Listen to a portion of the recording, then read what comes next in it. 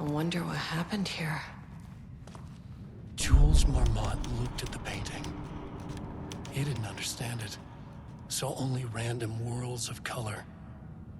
Drugging Lane made him more compliant, but his work had turned abstract. Jules needed more art his team could parse, could test. Trial and error. These abstract explosions of color complicated the data. His grip tightened around the letter opener in his hand. The piece of art he needed was hidden inside Lane. If Jules could simply cut the painter open and pull the painting out of him, he would. The overhead lights flickered. Jules would make Lane cooperate. No more drugs. Less carrot, more stick. Jules had to go faster. He wouldn't lose to Diana. Nothing else mattered.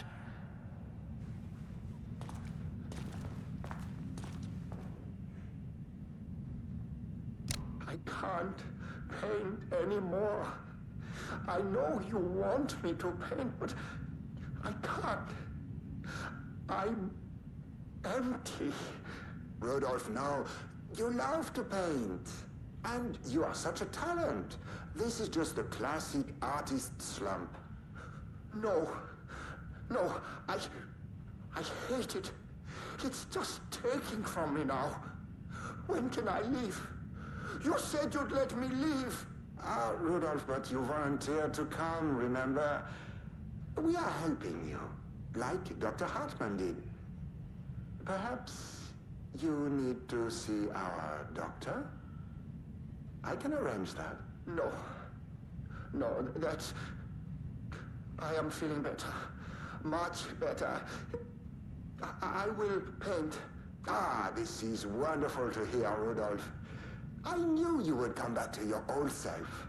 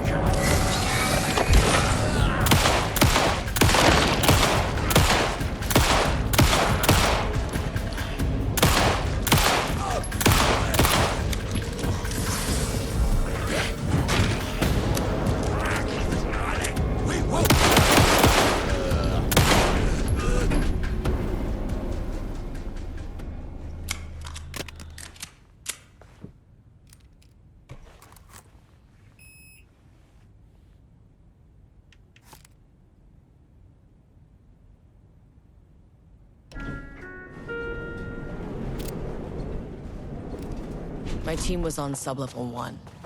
I knew they were in danger.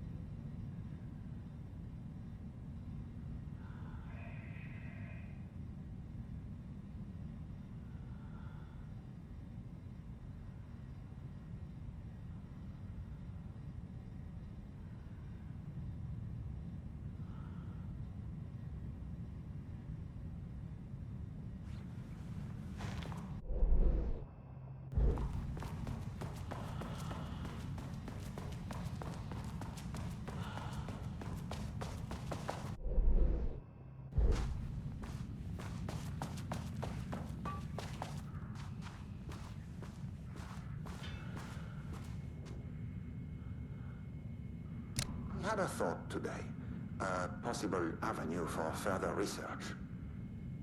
When we think of art successfully affecting reality, we always think of Alan Wake and his writing. This could be due to recency bias or simply the amount of recorded evidence skewing our opinion. But also, I wonder if writing's very nature is an advantage. Text can describe events in such explicit detail. The story gives the shadow a blueprint, a map of what to make real. But not all art is like this. Music, sculpture, dance, cuisine, in our case, a painting. When the source material is open to interpretation, how will the shadow choose to interpret it? I think Diana will find the question very interesting. Most likely, she already has an answer. That's why I love her.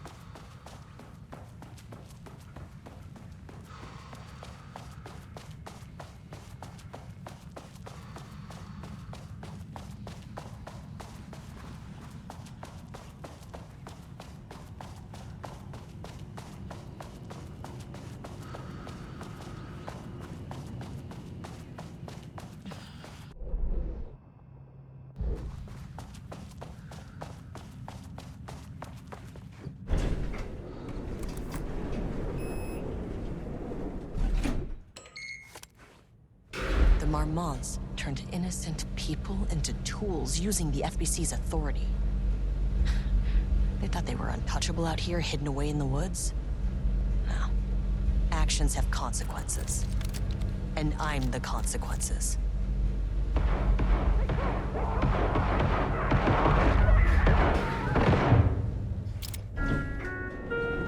Sublevel 1.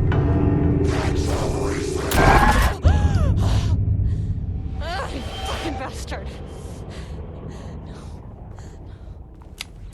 Jules Marmont killed my team.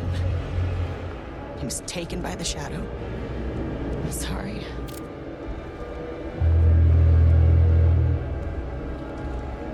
I should get that gun while I'm up here.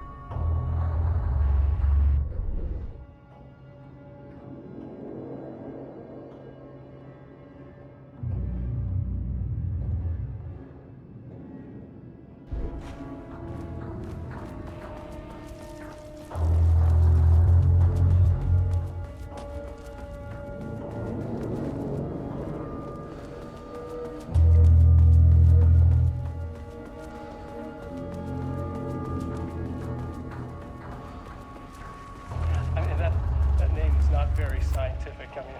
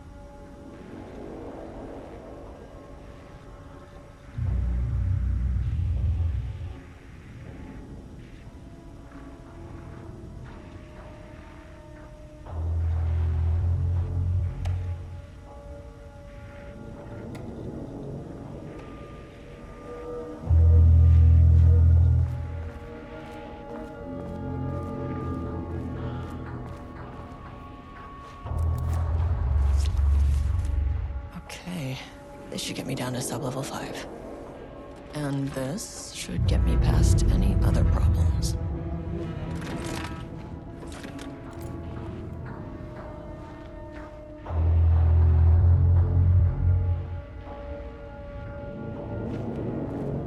There was was a crack in the lake house. The Marmonts had let the lake in, but the water could not flow. It became trapped, stagnant, went bad. The truth was controlled here. The art was not art, just content for the experiment. The contrived overlap rebounded on itself, compressing, compounding, reflecting and refracting. An urban legend and a murder in constant imbalance, cause and effect hopelessly entangled. Arranged wrong, the dream logic flawed. The feedback loop doubled and redoubled, out of control. The pressure kept building, looking for a release.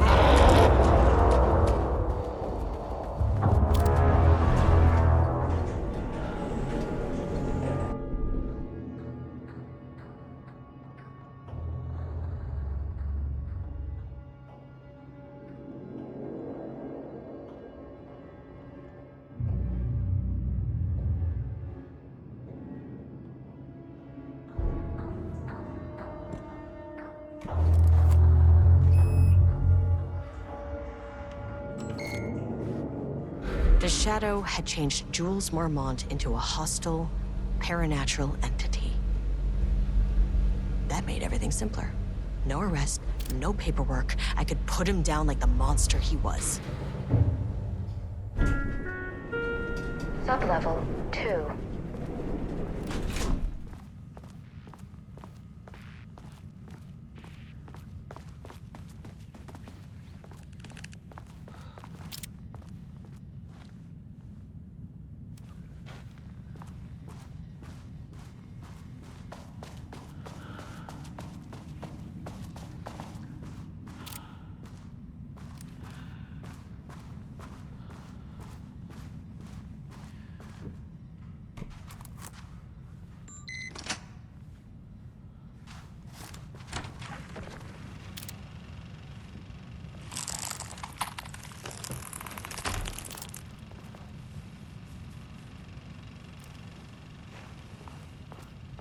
Lane was found dead in his cell this morning.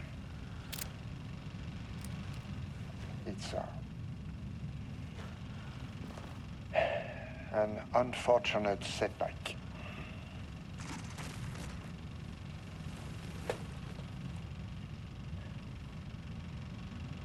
But when a door is closed, a window is opened. I believe that's the saying. Lane may be gone, but he left us with a goodbye present. A final piece of art.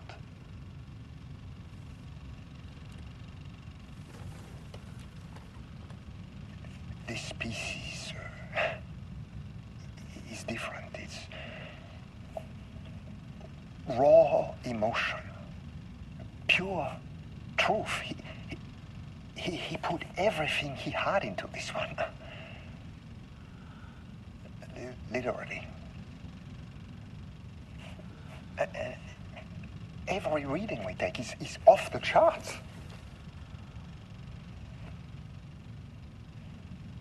This is what we have been waiting for. It is the key. I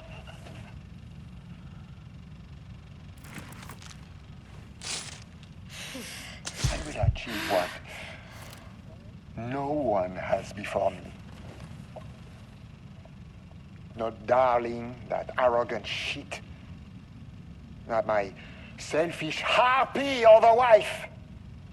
So, we have a painter and a painting that can talk. Clearly connected. But Lane was dead before any of this even happened.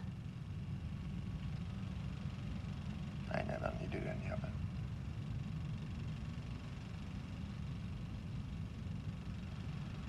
The fools will finally see me for the genius I am.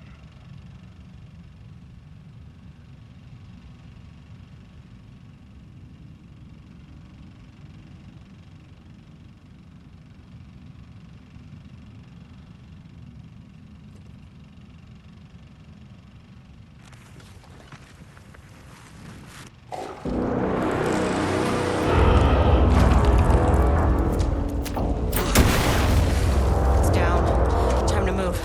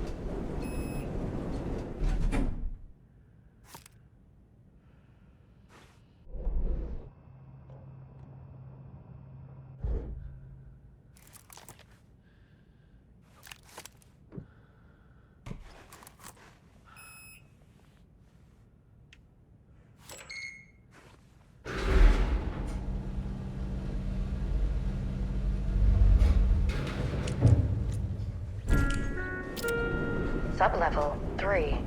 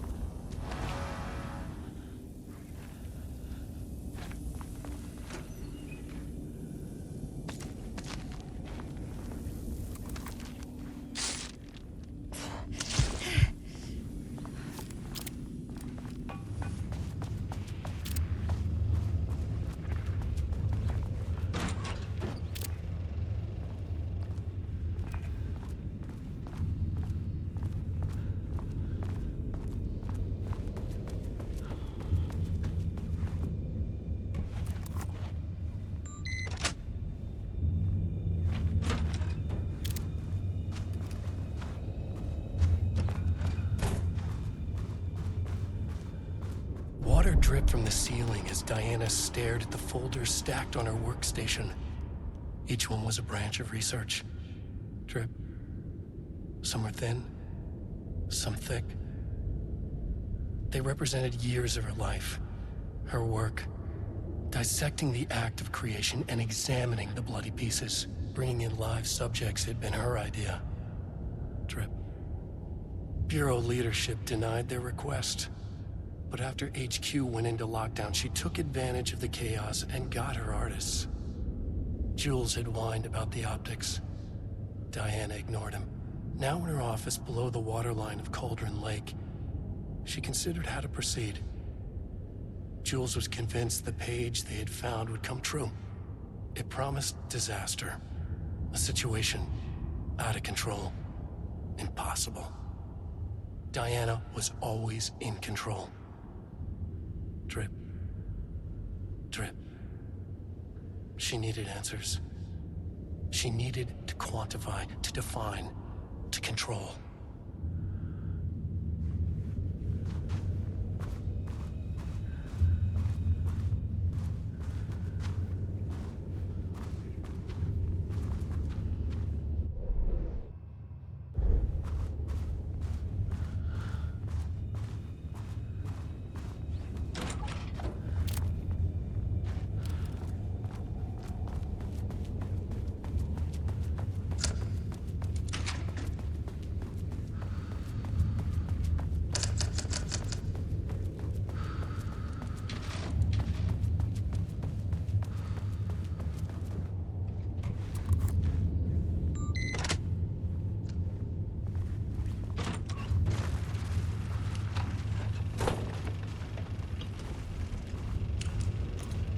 Jules' team has found new pages written by Wake. He must have gotten Rudolph Lane painting again. His bullshit pedestrian methodology cannot produce results before mine. I have to go faster, no matter the cost. We're still behind our projections. The more the machines can produce, the closer we can calibrate them to Wake's style. A proper calibration takes a lot of raw material, and production is slow. No. We're changing directions. The hypothesis remains unchanged. Imitating Wake's writing style will allow us to generate art capable of linking with the threshold. Our live subject should match Wake's style much faster. People can be calibrated just like a machine. You simply have to push the right buttons.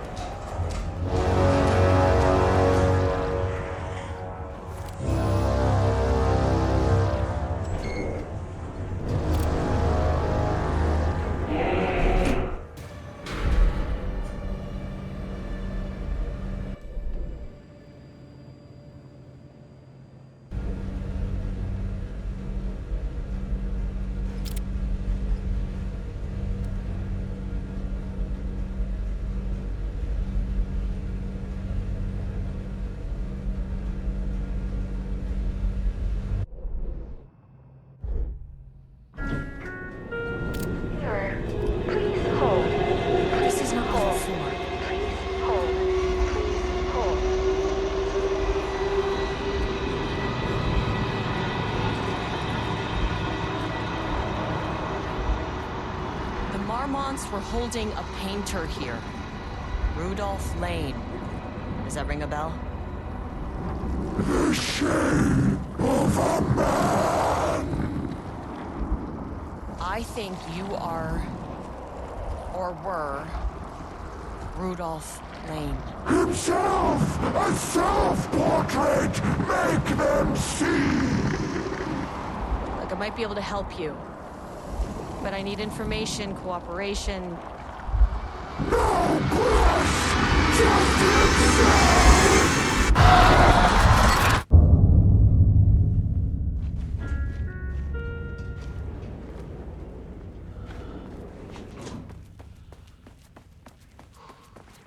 Rudolph Lane was dying.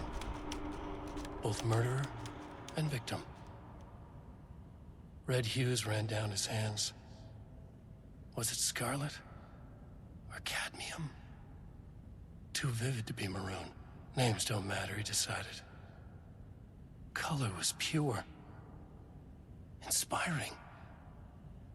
For the first time in years, he wanted to paint. A self-portrait. To say goodbye. No. To make them remember. To make them see what they did. He slapped his hands against the wall to steady himself. He began from there. No brush, just himself. The strokes were crude, violent. The pain, misery, and hate he'd endured there. The fire in his eyes and hands and bones all spread into the shape of a man. It was quick. Natural. Like a heart attack. He slumped down to the floor, smiling at the anger he left smeared across the wall.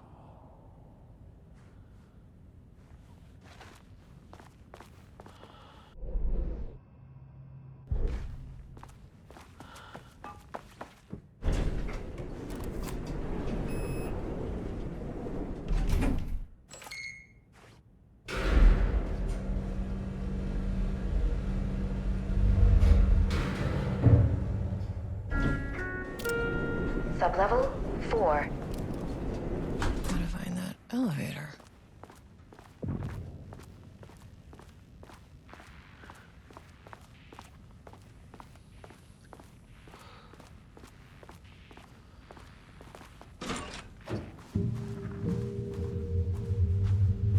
Oh, nice office.